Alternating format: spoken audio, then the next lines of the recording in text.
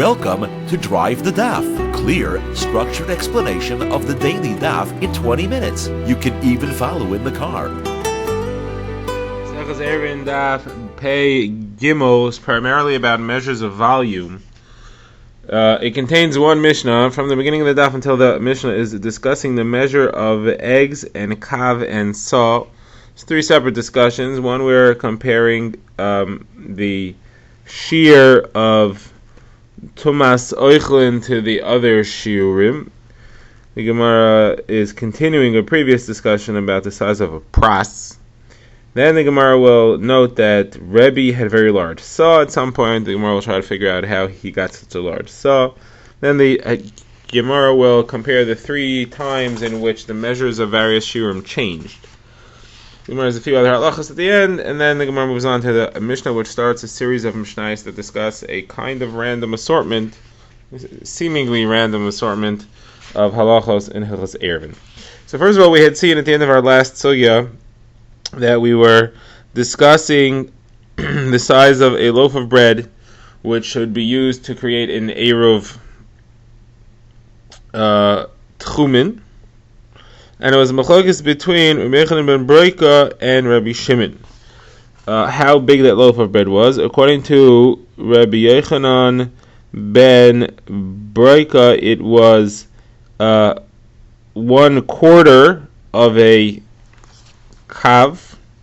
A kav is 24 eggs. So a quarter of a kav would be 6 eggs. And according to Rabbi Shimon, it was half a kav, which is 8 eggs. Now, our discussion for the daf today will primarily focus on the shear of eggs. So you have, for the eruv tchumen, you have either 6 eggs or 8 eggs, depending who you hold like. We had said earlier, half of that is the shear for how much time, the time it takes to eat. Half of that is the time that one would have to stay inside a house that has tzoras in order to become tamei on his clothing as well. So that shear would be, half would be 3 eggs according to Rabbi Yochanan and 4 eggs according to Rabbi Shimon. Half of that shear, we had said earlier, is the shear that it takes to eat, that you have to eat in order to make one forbidden to eat truma afterwards. So that would be 1.5 eggs according to the first opinion and 2 eggs according to the second opinion. And now our Gemara begins and it says that there's another half of that, which is the minimum size for Tumas Oichlin Midaraisa. So that would be 3/4 of an egg according to one opinion and 1 egg according to the second opinion. And our Gemara asks, well, why, when we listed in the Brisa all the halves, why did we list this half as well? So the Gemara says the reason is because it's not exactly a half. It's not necessarily clear that it's half. The relationship between all the other volumes that we said are half and a half and a half and a half. A half of this, and then a half of that, and then a half of that. This is not clearly half of it, because there is some discussion about what exactly is the size of an egg for all these measures. And this size of the last shear for Tumas Oichlin, and that's fixed. So all the others vary. They vary with how you calculate the eggs, but in relation to each other, it's clearly a half. This one is different. This one is not clearly a half. And the Gemara expresses this. The Gemara says that in discussing the smallest of the shiurim, which are fixed in their relationship to each other, so you have Rabbi Yehuda that says half a loaf is 2 eggs, missing a little bit, slightly less than 2 eggs. Rabbi Yossi says it's 2 large eggs, slightly larger than 2 full eggs. Rabbi says it's 2 eggs plus 1/20th of an egg. So those are the 3 opinions as to which eggs we're using. So the other shiurim all change in relation to each other. We could say each one is a half of the other ones. However, about Tumas Oichlin, it's fixed. It's not clear how it's fixed.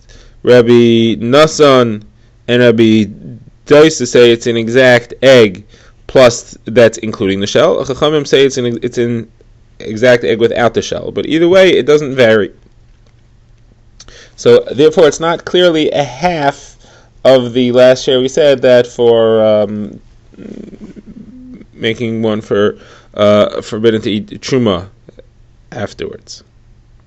Okay, now the Gemara notes that Rabbi Yehuda and Rabbi Yossi hold like Rabbi Shimon, and the Chachamim hold like Rabbi Yechanan ben Breika, and therefore the minimum size would be 1 egg or 3/4 of an egg for the smallest shear, or 2 eggs and 1.5 eggs for the second smallest shear.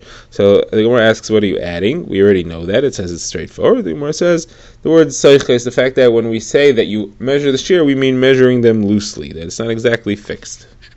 Okay, that's that discussion. Now the Gemara quotes an interesting size that was brought to Rebbe. The Gemara says that Rav Dimi came from Eretz Yisrael, and he sent a saw, which he called a kundis, from a place called Neusa, and he sent it with somebody named Unius. There's some machloks in here exactly how you translate these words, what's the name of what, but that's Rashi's version. So this large saw came to Rebbe, and Rebbe measured it, and he found that it was 217 eggs. The saw added up to 217 eggs. So the Gemara asks, understand, there are 3 measures. The size of the standard measures of volume increased twice, so that there are 3 volumes. In the Midbar, where Klal Yisrael was in the desert, a saw added up to 144 eggs. In Yerushalayim, it added up to 173 eggs. And then when the Sanhedrin was in Sipari, it was 207 eggs. It was increased by a certain amount, by a sixth every time, as we shall see later in the Gemara. So the Gemara says, how did this 217 egg saw come about? It's larger than all of these. So the Gemara says, so it's the saw of Tzipari, which is 207 eggs, plus the amount you have to take off for a challah, meaning it's a saw of flour set up such that when you take off challah, you'll still have a Tzipari saw left. The Gemara says that's not correct, because challah of 207 eggs would be 8 eggs. So you've seen it's either 1/24th the share for challah, or 1/48th, depending who you are. So it would be 8 eggs. And 207 plus 8 is 215. That's still short of 217. So the Gemara says, you know what it is? It's the little bit that Rebbe held you have to add to an egg. Rebbe held that an egg is not really a standard egg. It's an egg plus 1/20th of an egg. And therefore, you ended up with another 1/20th being added on here. So the Gemara says, hold on a second. If it would be 200 eggs, so another 1/20th would be another 10 eggs. That would get you to 217 eggs exactly. But it's not 200 eggs, it's 207 eggs. So another 1/20th is slightly more. It's a 20th of the extra 7 eggs above 217 eggs. So the Gemara says, no, we rounded it off to the nearest whole egg. We're only discussing whole eggs, because a 20th of 7 is less than an egg, so it's slightly more than 217 eggs, but we rounded it off to the nearest whole egg. Okay, now the Gemara wants to compare the sizes of the sa'in in the Midbar, in Yerushalayim, and in Tzipari. The Gemara quotes a Brisa. The Brisa says that Yerushalmi saw was 1/6 larger than the Midbar saw, and the Tzipari saw was 1/6 larger than the Yerushalmi saw. So it comes out that the Tzipari saw was 1/3, right, twice as much, 1/3 larger than the Midbar. The difference was a 1/6 larger than something was a 6 before. So you have 2 6 together is a 1/3. So the Tzipari saw was 1/3 larger than the Midbar saw. Now this calculation doesn't work out exactly, and the Gemara asks. The Gemara says, when you say that the Tzipari saw was 1/3 larger, then the Midbar saw 1/3 of what? Doesn't seem to be 1/3 of anything. The Tzipari saw was 207 eggs, and the Midbar saw was 144 eggs. That means that the Tzipari saw was 63 eggs larger. 63 is not a third of anything here. It's not a third of the Midbar saw, because that's 144 eggs, and a third of 144 is 48, not 63. It's not a third of the Yerushalmi eggs, because that was 170, then the Yerushalmi saw because that was 173 eggs, and a third of that is 57 and 2/3, also not 63. It's not a third of the tzipori saw, because that's 207 eggs, and a third of that is 69 eggs, which also is not 63. So Rav Yirmiyah says it's an approximation. 63 is close to 69. It's an approximation. Ravina says, Rav Yirmiyah adds another statement, and he says, by the way, a third of the tzipori eggs, which is 69 eggs, is also very close to half of the midbar eggs. There's 144 eggs in a midbar saw. Half of that is 72. So the 69 eggs, which is a third of the tzipori eggs, is close to half of the midbar eggs. It's not clear what he's adding with that, but he adds that. Gemara says Ravina is not happy with this. He says the Mishnah is not discussing estimations over here. He's not saying it's approximately a third, it's approximately a half. It's off by quite a bit. So therefore Ravina gives an explanation of the Brisa, which uses the expression third and half very precisely, but it's a big stretch in what the actual statement that the Brisa says is. Ravina says the Brisa means as follows. It means to say that a third of the tzipori eggs, using Rebbe's extra calculation, we said that Rebbe measured a saw at 217 eggs, because he was adding the extra little bit. He said an egg is not really an egg is an egg and a 20th of an egg. So he came up with 217. So using 217 eggs, using that, so a third of that comes out to 72 and 1/3 eggs. 72 and 1/3 eggs. A third of Rebbe's tzipori saw is 72 and 1/3 eggs. Now half of the midbar saw is 72 eggs. So the difference between half of the midbar saw and a third of Rebbe's tzipori saw is 1/3 of an egg. One is 72 and one is 72 and 1/3. So that's what it means. That's what the Brisa means to say. The third is different than the half by a third. Okay, now the Gemara Agav moves on to identify how much flour in a dough makes it chayiv in the mitzvah of challah. So the Gemara says, when the Torah commands us to take challah, it says, Reishis Arisoi Seichem, plural. Why does it say it plural? The Gemara says, it's from the size of the dough, the Isoi Seichem, which you are familiar with. So the Gemara says, what's the Isoi Seichem I'm familiar with? What's the dough? The Gemara says, that's the amount of mun in the midbar that went for each individual. How much is that? So there it says clearly it was an omer, which is 1/10 of an ephah. How much is 1/10 of an ephah? 1/10 of an ephah is 3/10 of a saw. How much is that in terms of kav? So the Gemara says, in the midbar, that was 7/4 of a kav, meaning 1 3/4 of a kav, plus a little bit. In Yerushalmi measures, that would be 6/4 of a kav, 1.5 kav. And in Tzipori measures, that would be 5/4 of a kav, which is 1.25 kav. So those are the shiurim that you need in order to be chayiv challah. Says the Gemara, obviously if this is the amount of food that the Torah gave Klal Yisrael, this is what's healthy to eat.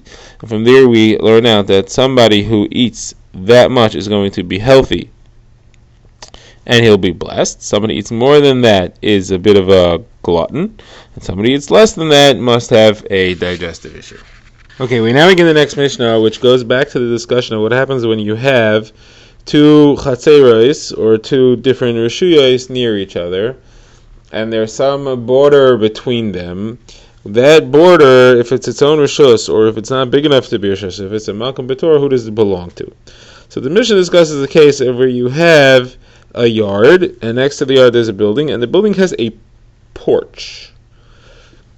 And there's a ladder going from the yard to the porch, and then from the porch you can get into the upper floor of the building. The people who live in the upper floor have to go through the porch to get to the ladder, and then down the ladder into the yard. So the Gemara says, other reshuyos in the yard, who do they belong to? Do they belong to the people who live in the yard, or the people who live in the merpeset? So the Mishnah says, in order for it to be considered the peoples who live in the mirpeset, the upper floor, it has to have two things. First of all, it has to be within 4 tvachim of the wall of their mirpeset. And second of all, it has to be at least 10 tvachim high. You have those two things, it belongs to them. And this could be a wall around the well. It could refer to, or it could refer to a large rock in the chutzner, whatever it is. If it has those two things, it belongs to the mirpeset people. And if it doesn't have those two things, then it belongs to the chutzner people. So now the Gemara discusses what happens when you have a rishus between two other rishus. As we had seen the rule earlier, if the rishus between the two, let's say it's a wall between two chatzeros, which is its own rishus, or it's a ditch, a trench between two chatzeros, which is its own rishus, that area belongs to the chatzer that can use it more easily. If they can both use it the same, then it doesn't belong to either of them. It's considered its own rishos, and it's forbidden for everybody to place anything from their chatzar into that rishos, or from that rishos to their chatzar, because there's no eruv. We're referring to where there is no eruv chatzeros. It's a separate rishos without an eruv. If, however, one of the two chatzeros has easier access to this middle area, so then it's considered an extension of his rishos, and he doesn't have to have an eruv chatzeros to be able to use or carry from that rishos to his rishos. So the Gemara says, therefore, as long as it's equal, we know the halacha. So if you have a middle rishos and the two rishos on the side of it can access it, each one through a doorway, meaning it's equal height, they can just use it. So then it's equal access. It's forbidden for both of them. If it's higher, like a wall between two chatzeros, you have to throw something up to get to it, then again it's equally hard for both of them. If it's lower, you have to use a rope to lower things into this rishos, like it's the bottom of a ditch, then it's also equally hard for both of them. Now, if it is harder for one than the other, such as one has access through a door, and the other either has to throw to get to the top of it, meaning it's a ladder. So, for example, the two chatzeros are not equal ground level, and therefore the wall between them is more accessible to one than the other. Or the ditch between them is more accessible to one than the other. It's deeper for one as ground level than the others. So then it belongs to the one that's more equal. The question here is, and this is what the Gemara is trying to get to with this whole introduction, the question is, what if the middle rishos is equidistant between the two? Meaning the two chatzeros on either side of the rishos are very much one higher than the other, and one of them has access to the middle rishos by going down, and the other one has access to the middle rishos by going up. What's in a situation like that? Which one is easier? Or are they both equally hard? That's the Gemara's question. So the Gemara brings an answer and a kasha on it. The Gemara says that Rav says that they're both equal, and therefore they are each forbidden to use it because it belongs to neither of them. Shmuel says it's easier to use by lowering. So the rishos which is higher than it belongs to them. The rishos which is lower than it has to throw up to use it, that they are not allowed to use it. It's not considered part of their rishos. And now the Gemara says, if you look in our Mishnah, you would seem to see otherwise. The Mishnah says you have a mirpeset, which is you have a porch, which is used by the people who live in the building, and it's used by the people in the yard. It's midway between. And the porch belongs to the people who live in the building on the upper floor. Now, usually, the porch is not on equal level to the doorways of the upper floor. You actually have to use a ladder to go down to the porch. So that's our case exactly. The porch is midway between the doorways of the upper floor, midway between the yard at the bottom. That's probably 10 tefachim from each. And yet, we still see that it belongs to the people who live in the upper floor. So, obviously, it's a clear proof that Shmuel's right, that it's easier to use the in-between level by going down to it than by going up to it. So the Gemara says that's not necessarily the case of our Mishnah. The Mishnah does not say that the doors of the people in the upper floor are higher than the mirpeset. It could be that they're on the same level. And the case is where they don't have to go up to get to the mirpeset, to get to the porch, and that's why it's considered part of their rishos. However, the truth is that Rav is right, and that had it been higher, had their doors been higher, it would be considered equally difficult for them to use it as it is for the people in the chutzner to use it, and nobody would be allowed to use that mirpeset. Drive the Daf is a project of the Grand Woodlands Shul and is presented by Rabbi Yitzchak Landa. Find us on YouTube or subscribe to daily emails by emailing drivethedaf@gmail.com.